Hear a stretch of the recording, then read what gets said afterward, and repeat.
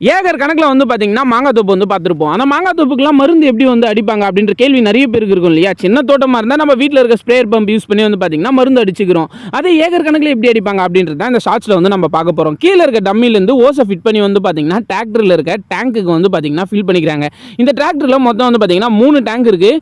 டேங்கோட capacity வந்து பார்த்தீங்கன்னா 1000 litre. அப்போ 3 டேங்கும் வந்து சேர்த்திங்களா 3000 லிட்டர் வேணும். தனித்தனியாக 3 டேங்குக்கும் வந்து பார்த்தீங்கன்னா வாட்டர் ஃபில் பண்ண அப்புறம் டேரெக்டாக வந்து பார்த்தீங்கன்னா டேங்க்லேயே வந்து கெமிக்கல்ஸை வந்து ஆட் பண்ணிக்கிறாங்க.